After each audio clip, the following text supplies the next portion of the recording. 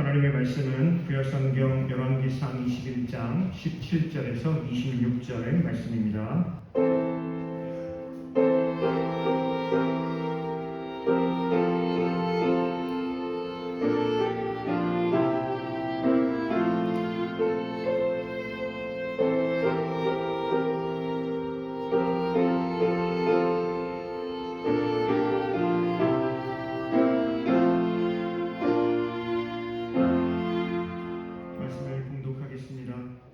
여호와의 말씀이 디십 사람 엘리야에게 임하여 이르시되 너는 일어나 내려가서 사마리아에 있는 이스라엘의 아합 왕을 만나라. 그가 나봇의 포도원을 차지하러 그리로 내려간다니 너는 그에게 말하여 이르기를 여호와의 말씀이 내가 죽이고 또 빼앗았느냐고 하셨다 하고 또 그에게 이르기를 여호와의 말씀이 개들이 나봇의 피를 핥은 곳에서 개들이 내 피 곧 내 몸의 피도 핥으리라 하였다 하라. 아합이 엘리야에게 이르되 내 대적자여 내가 나를 찾았느냐 대답하되 내가 찾았노라. 내가 내 자신을 팔아 여호와 보시기에 악을 행하였으므로 여호와의 말씀이 내가 재앙을 내게 내려 너를 쓸어 버리되 내게 속한 남자는 이스라엘 가운데 매인자나 노인자를 다 멸할 것이요 또 내 집이 느바스의 아들 여로보암의 집처럼 되게 하고 아히야의 아들 바하사의 집처럼 되게 하리니 이는 내가 나를 노하게 하고 이스라엘이 범죄하게 한 까닭이니라 하셨고 이세벨에게 대하여도 여호와께서 말씀하여 이르시되 개들이 이스라엘 성읍 곁에서 이세벨을 먹을지라.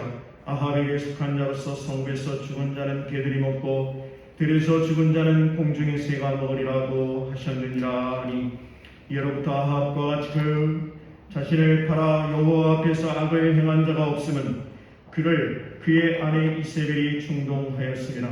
그가 여호와께서 이스라엘 자손 앞에서 쫓아내신 아모리 사람의 모든 행함같이 우상에게 복종하여 심히 가증하게 행하였더라. 아멘. 네, 우리 주님의 은혜와 평강이 여러분들에게 늘 함께 하시기를 간절히 소망합니다. 네, 옆에 있는 분들이랑 잠깐 인사하는 시간 갖도록 하겠습니다. 주님의 이름으로 사랑합니다. 인사합니다. 주님의 이름으로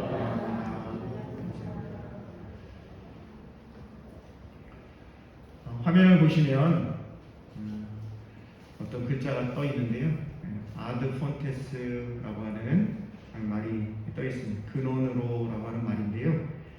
종교개혁과 르네상스의 공통 모토가 바로 근원으로 돌아가자라고 했을 때 이 근원으로라고 하는 말입니다. 아드 폰테스라고 하는데 이 폰테스라고 하는 말이 폰스라고 하는 말에서 왔는데 이 폰스라고 하는 말이 샘물입니다. 샘물. 그러니까 샘물 근원으로 이제 돌아가자라고 하는 말을 가지고 있습니다. 오늘날 우리 시대에도 여전히 새로운 종교 개혁이 요구되고 있는데요. 새로운 종교 개혁의 근원에도 역시 성경이 필요하다라고 하는 것을 우리가 알 수가 있겠습니다.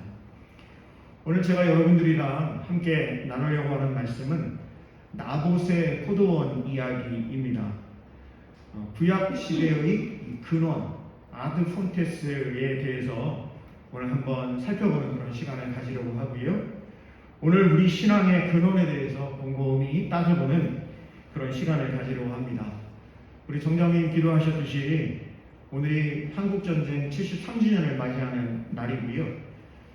흥미롭게도 1950년 6월 그리고 2023년 6월 이번 달이지요. 달력이 똑같습니다. 그러니까 날짜와 모든 게 다 똑같아요. 그러니까 1950년 6월 25일 주일 새벽이었죠. 주일 새벽에 이제 전쟁이 일어나게 되는데 오늘이 주일이면서 한국전쟁 73주년을 맞이하고 있습니다. 우리가 오늘 이 하나님의 말씀을 같이 묵상하는 가운데 어떻게 하면 우리가 하나님이 요구하시고 바라시는 근원으로 돌아가는 삶을 살아갈 수 있을까에 대해서 곰곰이 생각하고 묵상하는 시간이 되시기를 바랍니다. 우리 먼저 열왕기상 21장 1절 2절 말씀을 한번 같이 한번 읽어보겠습니다. 오늘 이야기의 이 배경이 되는 그런 말씀이거든요. 우리 열왕기상 21장 1절 2절을 우리 다 같이 함께 말씀을 보도록 하겠습니다. 그 후에 이 일이 있으니 이스라엘 사람 나봇에게 이스라엘의 포도원이 있어 사마리아의 왕 아합의 왕궁에서 가깝더니 아합이 나봇에게 말하여 이르되 내 포도원이 내 왕궁 곁에 가까이 있으니 내게 주어 채소 밭을 삼켜라. 내가 그 대신에 그보다 더 아름다운 포도원을 내게 줄 것이요 만일 내가 좋게 여기면 그 값을 돈으로 내게 주리라. 이렇게 아합 왕, 북이스라엘의 아합 왕이 나봇이라고 하는 포도원 농부에게 지금 이렇게 제안을 하고 있는 모습을 볼 수가 있습니다. 여러분, 이 열왕기상 21장 1절과 2절 말씀을 읽어보면 조상에게 물려받은 이 땅, 포도원, 이 포도원에서 평생 농사만 짓던 나봇이라고 하는 이 농사꾼에게 그의 인생에 있어서 쨍하고 해뜬 날이 온 것입니다. 무슨 이야기냐면 나봇의 포도원이 마침 아합 왕의 왕궁 확장 계획과 맞물리게 되었습니다. 왕이 왕궁을 확장시키려고 하는데 마침 확장하려고 하는 그 땅에 누구의 포도원이 있는 거예요? 네, 나봇의 포도원이 있는 것이죠. 그래서 졸지에 이 나봇의 포도원이 금싸라기 땅이 되어버린 것입니다. 저와 여러분은 이 나봇이라고 하는 이 농부의 이야기의 결과를 잘 알고 있습니다. 이 나봇의 이야기의 결과는 나봇이 아합 왕이 제안을 했는데, 야, 네가 가지고 있는 그 포도원 나한테 넘겨. 그러면 내가 그 포도원보다 더 좋은 포도원을 너에게 줄 거야. 혹시 그렇지 않다면 내가 돈을 엄청나게 쳐가지고 네 땅을 살 테니까 그 포도원 나한테 넘겨라 라고 제안을 했는데, 그 아합 왕의 제안을 나봇이 거절을 하게 되고요, 그 나봇이 왕의 제안을 거절한 일로 말미암아 결국 죽임을 당하게 되었습니다. 여러분, 한번 질문을 해볼 수 있을 것 같아요. 나봇은 왜 왕의 제안을 하나님이 주신 기회로 여기지는 않았을까요? 여러분, 한번 생각을 해보세요. 오늘날 저와 여러분 중에서 만약에 어디 쓸모없는 땅이 있었는데, 아니 그 땅이 갑자기 개발이 되면서 평당 상상도 못할 그런 가격으로 치솟았다. 그러면 뭐라고들 이야기하죠? 아이고 목사님, 제가 진짜 하나님의 큰 은혜를 받았어요. 엄청나게 큰 하나님의 복을 받았어요. 하나님 앞에 신실하게 신앙생활을 했더니 마침내 종에게 하나님께서 빛을 비추어 주시네요 라고 하면서 감사 헌금도 하고 교인들에게 막 식사도 대접하고, 그리고 이러한저런 이야기를 하게 될 것이 그게 우리의 마음 아닙니까?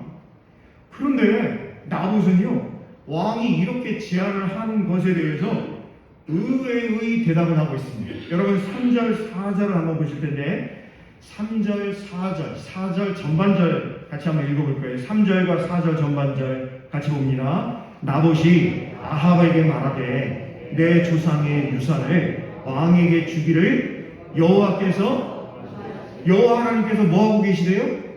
금하실지로다 하니 4절도 봅니다. 이스라엘 사람 나봇이 아합에게 대답하여 이르기를 내 조상의 유산을 왕께 줄 수 있대요, 없대요? 줄 수 없다고 이야기를 하는 거예요. 여러분, 나봇에게 있어서 이 포도원은 단순히 조상으로부터 물려받은 유산이나 유업이 아니다, 이렇게 표현을 하고 있습니다. 이 나봇이 지금 땅에 대한 이야기를 하면서 무엇을 고백을 하고 있냐면 자신의 신앙 고백을 하고 있는 모습을 볼 수가 있어요. 나봇에게 있어서 이 포도원 땅은요, 하나님께서 나봇뿐만 아니라 나봇의 아버지, 할아버지, 그 조상 대대로에게 주신 하나님의 선물이다, 이렇게 고백을 하고 있습니다. 하나님께서 조상들에게 주신 약속이라고 하는 거예요.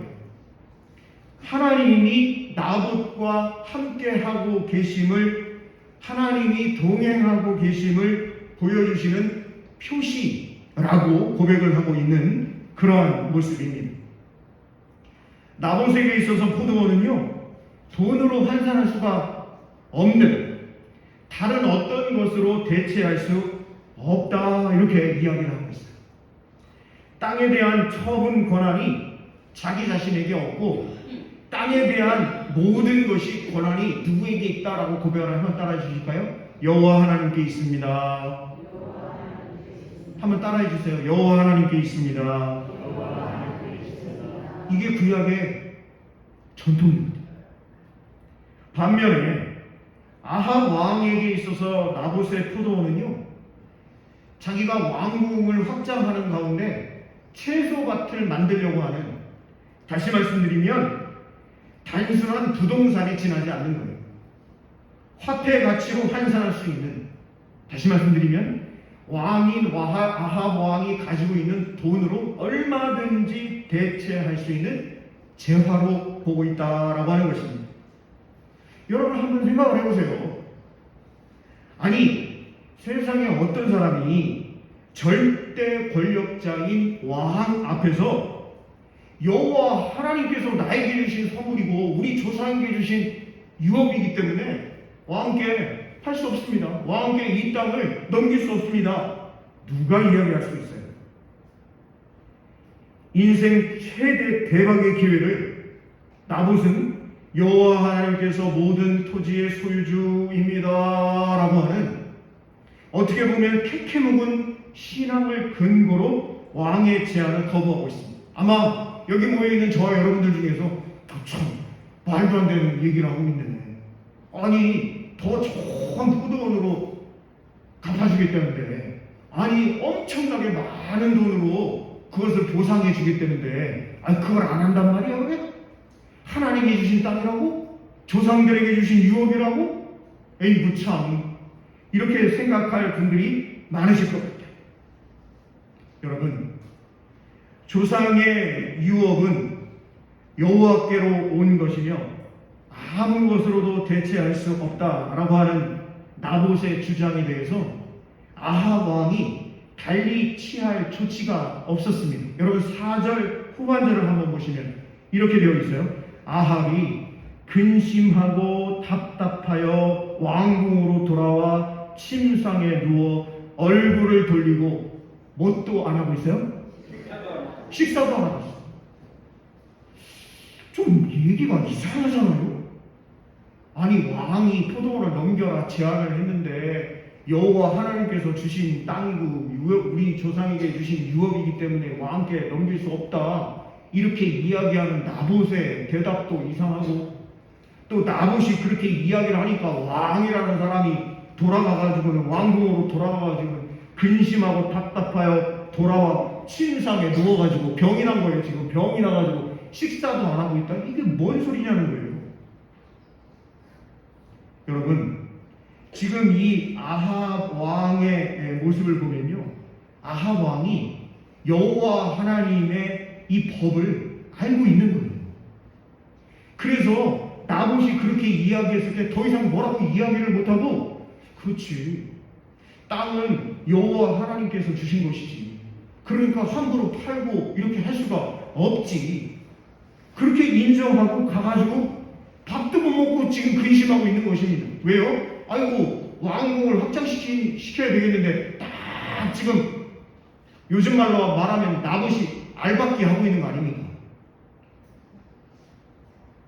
이때 아합 왕의 아내인 이세벨이 이렇게 이야기를 합니다. 여러분 5절, 6절, 7절을 한번 같이 한번 읽어볼게요. 5절, 6절, 7절. 아합 왕의 아내 이세벨이 이렇게 이야기합니다. 같이 봅니다. 그의 아내 이세벨이 그에게 나와 이르되 왕의 마음이 무엇을 근심하여 식사를 아니하시나요? 아우, 남편이 지금 왕인데 밥도 안 먹고 지금 끙끙 앓고 있거든요. 도대체 왜 저러지? 자, 6절 같이 봅니다. 왕이 그에게 이르되 내가 이스라엘 사람 나봇에게 말하여 이르기를 내 포도원을 내게 주되 돈으로 바꾸거나 만일 내가 좋아하면 내가 그 대신에 포도원을 내게 주리라 한즉 그가 대답하기를 내가 내 포도원을 내게 주지 아니하겠노라 하기 때문에. 왜 못 준다는 거예요? 하나님께서 주신 땅이고 하나님이 우리 조상들에게 주신 유업인데 내가 그것을 어떻게 왕이 할 수 있어요? 안 돼요. 이렇게 얘기했다는 거죠. 자, 7절도 같이 보면 시작. 그의 아내 이세벨이 그에게 이르되 왕이 지금 이스라엘 나라를 다스리시나이까? 일어나 식사를 하시고 마음을 즐겁게 하소서. 내가 이스라엘 사람 나봇의 포도원을 왕께 드리리이다 하고 이렇게 이야기를 하고 있습니다. 여러분, 지금 아합 왕의 아내 이세벨의 관점을 보면요, 아니 감히 왕이 포도원을 좋은 가격에 사주겠다고, 그게 아니면 다른 곳에 더 좋은 포도원을 주겠다고 하는데 거절을 한다고? 있을 수 없는 일이야 라고 하면서 내가 이스라엘 사람 나봇의 포도원을 왕께 드리리이다. 한번 따라해주세요. 왕께 드리리이다. 이렇게 이야기를 하고 있어요. 여러분, 나봇은 뭐라고 얘기했어요? 여호와 하나님께서 이 땅을 왕에게 주는 것은 금하십니다. 아무리 왕이라고 해도 이 땅을 내가 왕에게 넘길 수는 없습니다. 하나님께서 우리 조상 대대로 주신 선물인데, 약속인데, 하나님이 우리와 동행하시는 그 표지로서의 포도원인데 어떻게 포도원을 왕이 하고자 하는데도 내가 하지 못합니다. 그랬는데요, 이세벨은 뭐라고 그러냐면 내가 왕께 드리겠습니다. 이세벨에게 있어서 나봇의 포도원은요, 그냥 한 사람 농부가 가지고 있는 소유지일 뿐이었던 거예요. 하나님의 선물, 하나님이 조상에게 주신 유업, 유산, 귀신 신나라 까먹는 소리 하고 있네. 지금 이세벨이 그렇게 생각을 하고 있다라고 하는 것입니다. 그러면서 이세벨이요, 이 나봇의 포도원을 강탈하는 이것을 맹세를 하고 나서, 그리고 나서 중요한 게 있어요. 뭐가 중요하냐면 이 이세벨이요, 이스라엘의 법을 무시한 채 강제로, 무용으로, 자기가 가지고 있는 권력으로 일을 추진을 하지 않습니다. 이세벨이요, 철저히 합법적으로 일을 추진해 갑니다. 이 이세벨의 의무가 절차상 전혀 문제가 없는 것으로 그렇게 일을 해 나가고 있는 모습을 볼 수가 있습니다. 여러분, 제가 여러분들께 이 이세벨에 대해서 뭐라고 설명을 드리냐면 인류 역사 가운데 제일 무서운 여자예요. 제일 무서운 여자가 이 아합 왕의 아내 이세벨입니다.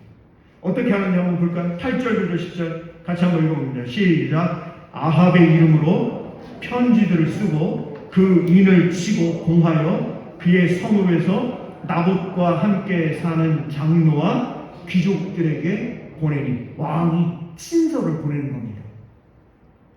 나봇이 살고 있는 그 성의 장로와 귀족들, 그러니까 그 성을 이끌고 있는 지도자급 이 사람들에게 왕이 편지를 보냅니다. 인비를 딱 쳐가지고. 자, 9절도 봅니다. 자, 시작. 그 편지 사연에 이르기를 금식을 선포하고 나봇을 백성 가운데에 높이 앉힌 후에. 무엇을 선포해요? 금식을 선포합니다. 금식. 왜 금식을 선포해요? 하나님의 뜻이 어디에 있습니까? 우리가 밥도 안 먹고 하나님 앞에 기도하고 있습니다. 이렇게 보여주기로 했어요. 그리고는 백성 가운데 높이 앉힙니다. 재판을 하는 과정이에요. 자, 우리 10절 같이 한번 읽어봅니다. 시작. 불량자 두 사람을 그의 앞에 마주 앉히고 그에게 대하여 증거하기를 내가 하나님과 왕을 저주하였다 하게 하고 곧 그를 끌고 나가서 돌로 쳐 죽이라 하였다. 여러분 잘 보셔야 돼요.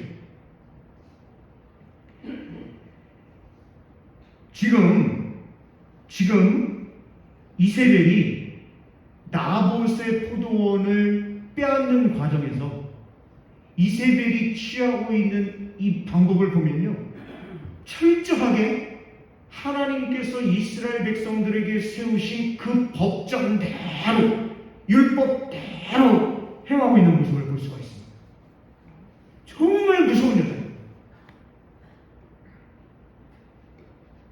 재판을 하는 과정에서, 하나님께서 재판을 하는 과정에서 어떻게 재판을 하라고 말씀하셨냐면 공의와 정의로 재판하라. 하나님께서 그렇게 말씀하셨거든요. 레위기, 신명기 이런 데 보면 하나님께서 그 얘기를 계속 반복하고 계신 것을 볼 수가 있어요. 특별히 신명기 16장에 보면 이 재판 과정에서 혹시라도 억울한 일이 생길 수 있으니까 증인을 2사람을 세워라, 혹은 3사람을 세워라 하나님께서 말씀하셨는데 이세벨이요 2명의 증인까지 세웁니다. 물론 불량자겠지. 자신이 돈을 줘가지고 이제 매수한 사람이겠지. 그러면서 장로들과 귀족들, 여러분 이 사람들이 지금 평생을 나봇과 같이 살아가고 있는 사람들 아니에요? 나봇이 그 성에서 살아가고 있으니까. 그렇다면 그 성에, 이스라엘 나봇이 살고 있는 이 성의 장로와 귀족들은 나봇이 어떤 사람이라 하는 것을 알고 있을까요? 모르고 있을까요? 그럼요. 너무너무 잘 알고 있죠. 나봇이야말로 정말 신앙 좋은 사람. 나봇이야말로 어떤 상황에서도 하나님의 말씀에 순종하는 삶을 살아가고 있는 그런 사람. 그런데 여러분, 이세벨이 남편 아합 왕이 이 포도원을 빼앗지를 못하고 불어넣어가지고 병이 나서 밥도 못 먹고 있으니까 철저하게 이스라엘 백성들이 가지고 있는 하나님의 법을 이용해서 지금 재판을 하고 있는데, 여러분 잘 보시면 이 재판이 겉으로는 공정하고 정의로운 재판인 것처럼 하고 있지만 실제로는 전혀 하나님의 공의와 정의가 실현되지 못한 재판을 하고 있는 모습이다라고 하는 것입니다. 성읍의 장로와 귀족들이요 지금 어떻게 하고 있어요? 전혀 죄가 없는 나봇에게 누명을 씌우는데, 어떻게 누명을 씌워요? 한번 따라해 주실까요? 거기 10절 후반절에 보면 내가 하나님과 왕을 저주하여, 한번 따라해 주세요. 내가 하나님과 왕을 저주하였다. 내가 하나님과 왕을 어떻게 했다고요? 저주했다. 하나님과 왕을 저주한 자는 어떻게 해야 되냐면 돌로 쳐 죽여야 하는 게 율법이거든요. 자, 이렇게 하고 나서 이세벨이 어떻게 하는지를 보세요. 우리 11절부터 16절 말씀인데 같이 한번 읽어보겠습니다. 11절부터 16절 같이 봅니다. 그의 성읍사람 곧 그의 성읍에 사는 장로와 귀족들이 이세벨의 지시 곧 그가 자기들에게 보낸 편지에 쓴 대로 하여 금식을 선포하고 나봇을 백성 가운데 높이 앉히매 때에 불량자 2사람이 들어와 그의 앞에 앉고 백성 앞에서 나봇에게 대하여 증언을 하여 이르기를 나봇이 하나님과 왕을 어떻게 했다? 저주하였다 하며 무리가 그를 성읍 밖으로 끌고 나가서 돌로 쳐 죽이고 14절 이세벨에게 통보하기를 나봇이 돌에 맞아 죽었나이다 하니 이세벨이 나봇이 돌에 맞아 죽었다 함을 듣고 이세벨이 아합에게 이르되 일어나 그 이스라엘 사람 나봇이 돈으로 바꾸어 주기를 싫어하던 나봇의 포도원을 차지하소서. 나봇이 살아있지 아니하고 죽었나이다. 아합은 나봇이 죽었다 함을 듣고 곧 일어나 이스라엘 사람 나봇의 포도원을 차지하러 그리로 내려갔더라. 이렇게 기록을 하고 있습니다.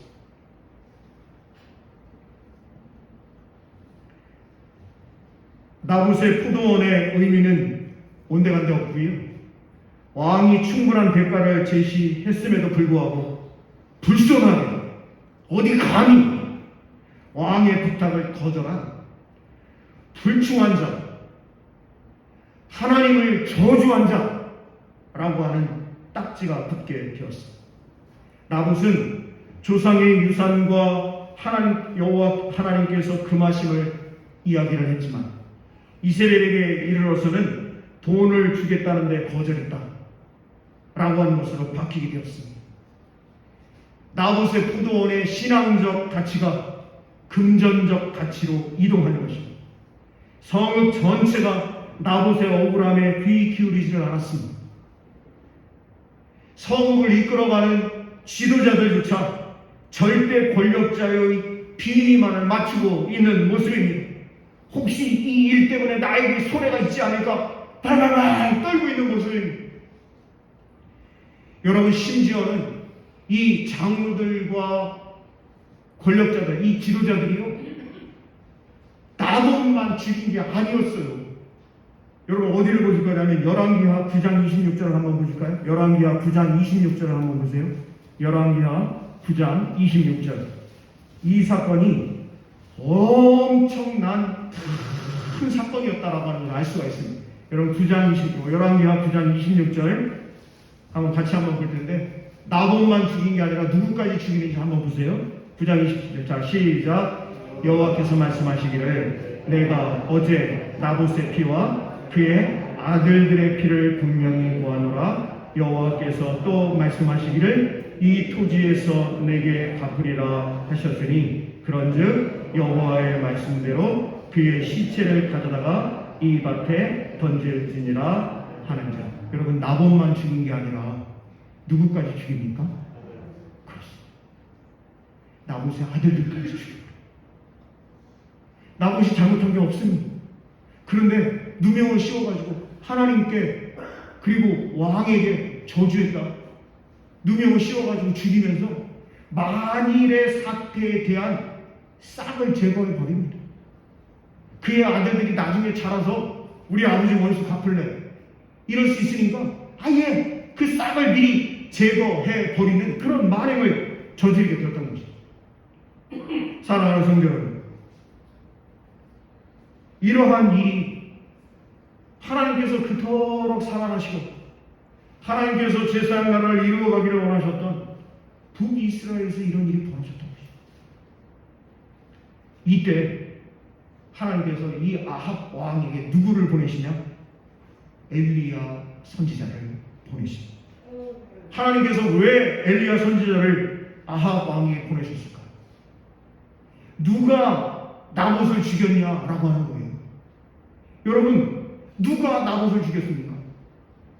그 성의 장로와 지도자들이 나봇을 죽였습니까? 이세벨이 나봇을 죽였습니까? 아니면 아합 왕 나봇을 죽였습니까? 하나님의 공의는 절차적 형식적인 것이 아니다라고 하는 거예요. 절차의 정당성이 정당함을 보장하지 못하고요, 형식적인 무죄가 무죄를 입증하지 못한다. 하나님께서 엘리야 선지자를 통해서 선포하고 계신 것입니다. 여러분, 잘 보시면 세상 법으로는 그 당시 이세벨이라고 하는 왕의 부인이 지금 하는 일을 보면 이스라엘의 여호와 하나님께서 주신 율법으로 지금 나봇을 제거해버리거든요. 세상 법으로는 아합의 유죄를 입증할 길이 없습니다. 어떻게 아합 왕이 이렇게 했다라고 하는 것을 입증할 수가 있어요? 그런데 여러분, 오직 하나님의 법으로만, 예언자의 법으로만 나봇의 억울함을 밝힐 수 있음을 하나님께서 예언자 엘리야를 통해서 선포하고 계십니다. 이게 엄청나게 중요한 사건인 거예요. 나봇과 같은 사람들의 최후의 보루는 세상 법이 아닌 하나님 자신이며 하나님 따라 순종하는 예언자들이 이렇게 힘없는 이들의 마지막 보루가 되어야 함을 하나님께서 선포하고 계십니다. 절차적인 정의와 성경 전통을 철저하게 지켰지만 실상은 무죄한 자를 죽인 성읍의 장로들이 있었습니다. 그 성읍을 이끌어가는 지도자들이 있었습니다. 그것을 뒤에서 조종하고 있는 아합 왕과 이세벨이 있었다라고 하는 것이죠. 반면 세상 법으로는 죄가 없는 아합에게 하나님께서 뭐라고 말씀하시냐? 너는 살인자다 라고 선포를 하고 계셔요. 오늘 본문 말씀인데요, 여러분 한번 보시면 17절부터 제가 한번 읽어드리도록 하겠습니다. 17절부터 봅니다. 여호와의 말씀이 디스 사람 누구에게 임하여 이르시되 엘리야에게 임하여 이르시되 너는 일어나 내려가서 사마리아에 있는 이스라엘의 누구를 만나라고요? 아합 왕을 만나라. 그가 누구의 포도원을 차지하러? 나봇의 포도원을 차지하러 그리로 내려가느냐. 너는 그에게 말하여 이르기를 여호와의 말씀이, 자 보세요, 여호와의 말씀이 뭐라고 말씀하시냐면 네가 죽인, 네가 누구죠? 아합 왕이 누구를 죽였다는 거죠? 나봇을 죽여. 또 빼앗았느냐고 하셨다. 또 그에게 이르기를 여호와의 말씀이 개들이 나봇의 피를 핥은 곳에서 개들이 내 피, 곧 내 몸의 피도 핥으리라. 하나님께서 억울하게 나봇을 죽인 그 죄를 지금 아합 왕에게 묻고, 그 아합 왕도 전쟁터에서 비참하게 죽을 것에 대해 엘리야 선지자를 통해서 예언하고 있습니다. 뿐만이 아닙니다. 이 아합 왕의 부인인 이세벨에게도 하나님께서 엘리야 선지자를 통해서 선포하시는데, 여러분 어디를 보실 거냐면 여러분 23절 한번 보세요. 23절 제가 읽어드릴게요. 이세벨에게 대하여도 여호와께서 말씀하여 이르시되 개들이 이스라엘 성읍 곁에서 이스라엘을 먹을지라. 개들이 이세벨의 시신을 뜯어먹는다. 아합에게 속한 자로서 성읍에서 죽은 자는 개들이 먹고 들에서 죽은 자는 공중의 새가 먹으리라고 하셨느니라 하니, 25절 26절 같이 한번 읽으면 시작. 예로부터 아합과 같이 그 자신을 팔아 여호와 앞에서 악을 행한 자가 없음은 그를 그의 아내 이세벨이 충동하였습니다. 그가 여호와께서 이스라엘 자손 앞에서 쫓아내신 아모리 사람의 모든 행함같이 우상에게 복종하여 신이. 여러분 이 이야기가 무슨 이야기예요? 아합이 하나님을 알았어요, 몰랐어요? 하나님 알고 있었어요. 하나님께서 주신 율법, 하나님의 법을 알고 있었어요, 모르고 있었어요? 알고 있었어요. 그런데 하나님을 알고 있었음에도 불구하고 하나님을 믿지 않았어요. 하나님의 율법은 알고 있었지만 그 율법을 지키지는 않았다. 우리 하나님께서 이렇게 선포하고 계신 것을 볼 수가 있습니다. 제가 목사님께 어떤 PPT를 좀 부탁을 드렸는데 한번 보여주실까요?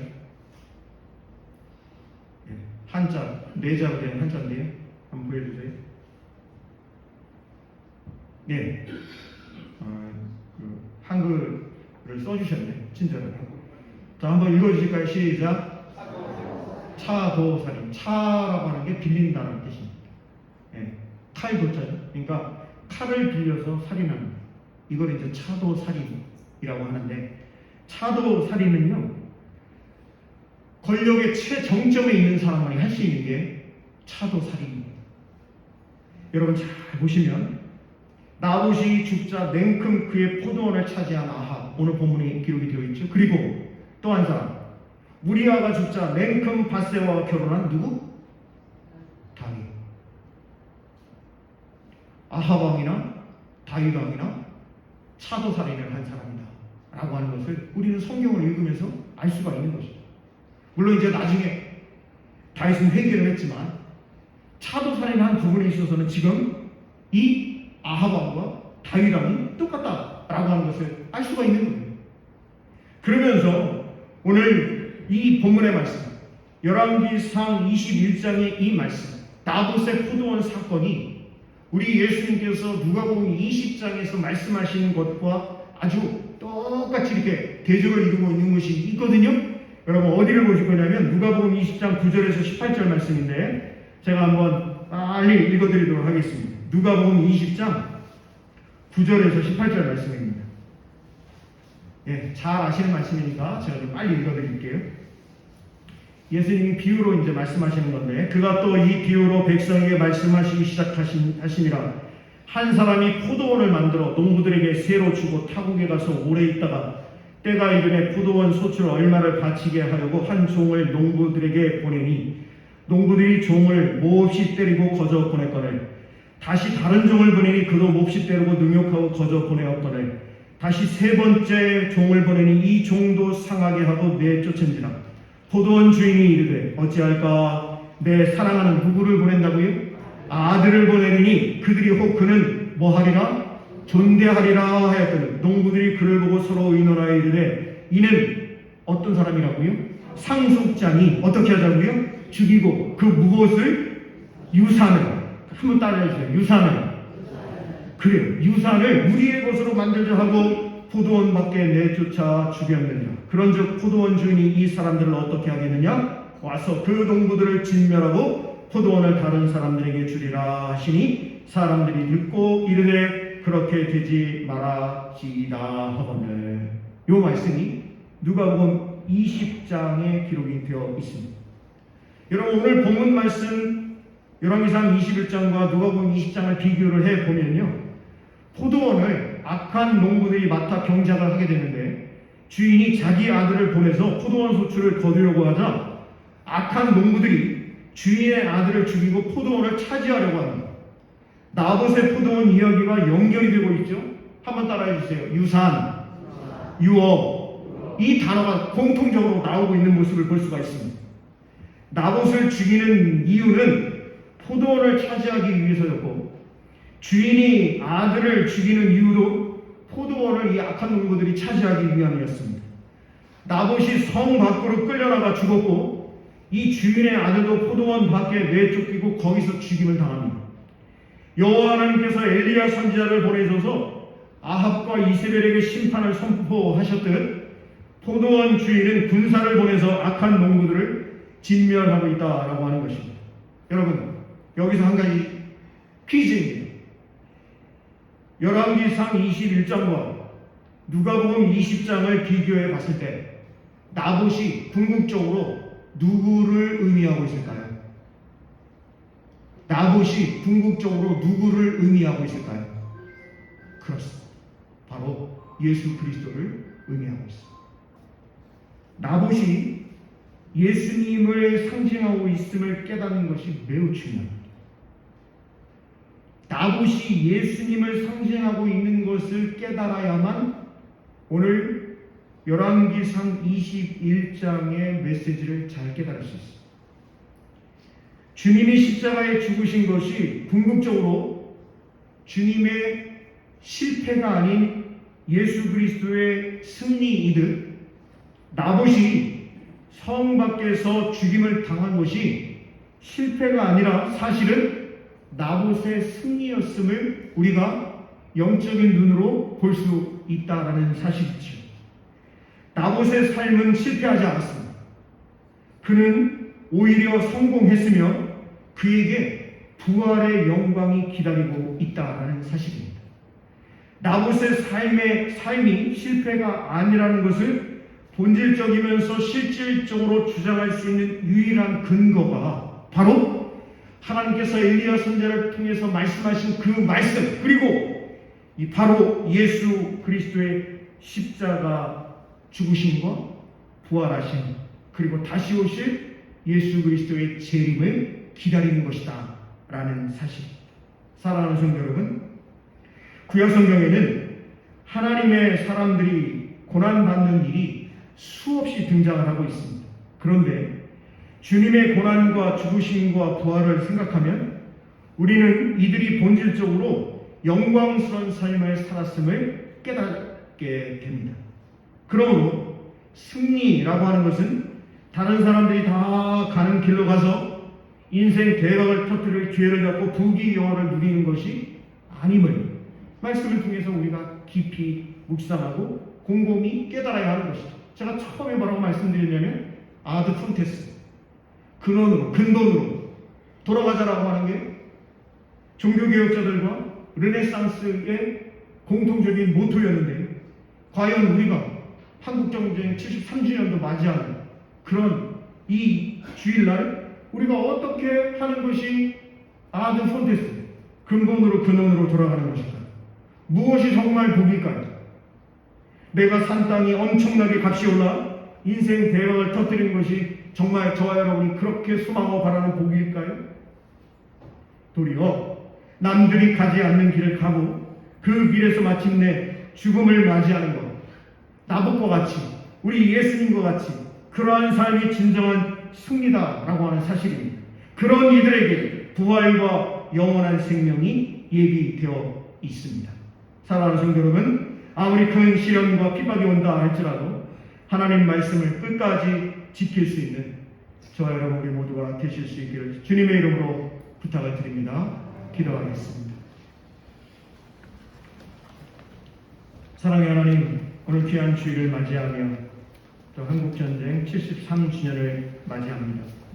이렇게 귀하고 복된 주일날 우리가 어떻게 하는 것이 하나님께 근원으로 돌아가는 것인지 오늘 요람이상 21장의 말씀 또 누가복음 20장의 말씀을 통해서 깊이 깨닫게 하여 주시옵소서. 우리가 이 인생을 살아가며 하나님의 뜻을 올바르게 잘 분별하고 살아갈 수 있는 하나님의 자녀들이 다 될 수 있게 도와주시옵소서. 예수님 귀하신 이름으로 감사하며 기도드립니다. 아멘.